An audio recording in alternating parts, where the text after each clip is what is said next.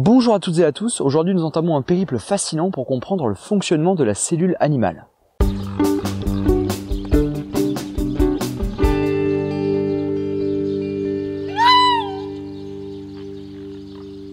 Les animaux font partie des êtres vivants pluricellulaires, c'est-à-dire qui ont plusieurs cellules.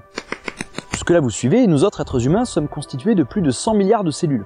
Ça fait un paquet de cellules. Mais la cellule animale a une autre particularité, c'est une cellule dite eucaryote, c'est-à-dire qui a un véritable noyau. Oui, parce qu'il y a d'autres cellules qui n'ont pas de véritable noyau, mais ça on y viendra plus tard. Et l'organisation de ces cellules est bien plus complexe qu'il n'y paraît.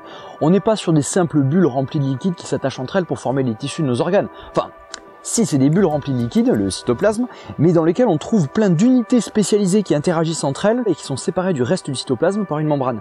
C'est les organites. Et aujourd'hui on va commencer par parler de l'organite le plus visible au microscope optique, le noyau, la bille noire. Alors le noyau se comporte dans la cellule un peu comme un disque dur. Si vous avez suivi une scolarité jusqu'en 3e, vous savez que c'est lui qui contient le support de notre information génétique, l'ADN. Alors toute première question, comment l'ADN contient des données génétiques ? C'est une longue molécule résultant de l'enchaînement de plusieurs petits maillons, les nucléotides. Et chaque nucléotide est en fait constitué d'un sucre désoxydé, de un ou plusieurs phosphates et d'une base azotée. Et en fait, il existe 4 types de nucléotides selon la base azotée qui est attachée dessus, donc soit l'adénine, la thymine, la guanine ou la cytosine.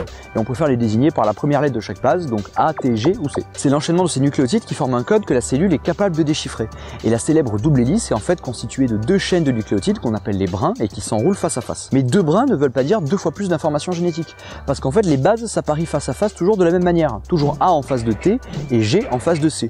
On dit alors que les brins n'ont pas d'informations différentes et qu'ils sont homologues. Mais rassurez-vous, le fait qu'il y ait 2 brins a quand même du sens. Ça entre en jeu dans la réplication de l'ADN, mais ça on le verra dans une prochaine vidéo aussi. Nous autres êtres humains possédons plusieurs molécules d'ADN qu'on appelle les chromosomes, au nombre de 46. Et chaque chromosome est segmenté en plusieurs zones, qu'on appelle gènes, où chaque gène code pour une protéine qui aura un rôle précis dans l'organisme. Mais avant d'aller plus loin dans les explications, il faut se rendre compte que l'ADN contient un paquet d'informations. On peut estimer sa longueur en paires de bases. Et vous voyez d'ailleurs la longueur de quelques espèces modèles.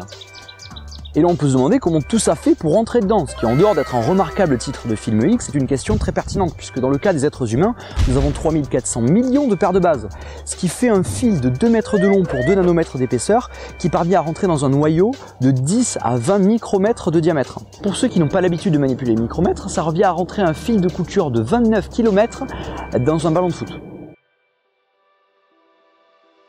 Donc vous en doutez, l'ADN est très condensé pour pouvoir tenir dans une cellule. Premièrement, chaque double hélice vient s'enrouler 2 fois autour de plusieurs petites structures protéiques en forme de camembert. À ce stade, on a quelque chose qui ressemble un peu à un chapelet et la longueur est divisée par 6. Quand même. Ensuite, d'autres protéines arrivent pour coller les camemberts côte à côte et obtenir une structure beaucoup plus compacte. À ce stade, la longueur de l'ADN est divisée par 40. Et ça, ce ne sont encore que les premiers niveaux de la compaction de l'ADN. Lors de la réplication, par exemple, ils sont beaucoup plus compacts pour donner les chromosomes qu'on voit dans les jolis manuels de biologie. Donc c'est bien beau, on sait comment tout l'ADN tient dans le noyau. Mais maintenant, comment la cellule a accès à toutes ces informations? Et oui, vous devinez, il existe des mécanismes qui permettent au reste de la cellule d'accéder aux informations contenues dans le noyau. En fait, il existe une molécule, l'ARN messager, qui est capable de faire le voyage depuis le noyau vers le reste de la cellule et qui permet ainsi de faire l'intermédiaire entre le compartiment qui contient les données et le compartiment qui utilise les données. Et l'ARN ressemble beaucoup à l'ADN, à l'exception de 3 différences. Il est constitué que d'un seul brin, les sucres qui le composent sont légèrement différents, et ensuite la base thymine est remplacée par la base uracile. Attention, là on rentre dans le détail. On l'a déjà dit, les gènes sont des zones de l'ADN qui codent pour une protéine. Mais en fait, l'intégralité de la séquence du gène ne contient pas l'information de la protéine. Il y a une séquence en amont, ce qu'on appelle séquence promoteur, et qui permet la fixation de plusieurs protéines dessus, permettant l'arrimage dans la double hélice de l'ADN d'une protéine bien spéciale qu'on appelle l'ARN polymérase. L'ARN pol, pour les intimes, est une protéine ouvrière qui peut construire des molécules d'ARN. Une fois glissée entre les 2 brins de l'ADN, elle remonte ce qu'on appelle la région transcrite du gène et construit une molécule d'ARN par appariement avec le brin codant de l'ADN. Lorsqu'elle arrive à la fin du gène, elle arrive à une séquence terminus. On obtient ainsi une molécule d'ARN qui est construite directement d'après les informations d'un des gènes de l'ADN. Alors rassurez-vous, ce mécanisme qu'on appelle la transcription est relativement rapide, de l'ordre de 40 nucléotides à la seconde. Et même plusieurs ARN polymérases peuvent transcrire en même temps différents gènes dans le génome. Ce qui permet en fait, au final, à la cellule de fonctionner rapidement tout de même. À ce stade, la molécule d'ARN n'est pas encore prête à franchir la barrière du noyau. Ce n'est qu'un ARN prémessager. Elle va encore subir tout un tas de réactions qu'on regroupe sous le nom de maturation. Premièrement, tout ce qui a été transcrit dans la molécule d'ARN n'est pas utiles. Il y a des zones qui le sont, les exons, et des zones qui ne le sont pas, les introns. Donc un premier mécanisme, qu'on appelle épissage, va se charger de la suppression de tous les introns et du raccordage de tous les exons. Alors à quoi servent les introns, vous allez me dire? Eh bien, il peut y avoir des dérapages lors des réactions de maturation, et un exon peut accidentellement être supprimé lorsque deux introns sont enlevés. Ce qui fait qu'un seul gène peut donner différentes molécules d'ARN, donc différentes protéines. Ce qui, dans un sens, enrichit l'expression du génome. Et on peut y voir là l'utilité des introns. À ce stade, l'ARN est presque prêt à quitter le noyau. Une coiffe est ajoutée à la séquence de nucléotides à une certaine extrémité et une queue protectrice est ajoutée à l'autre extrémité.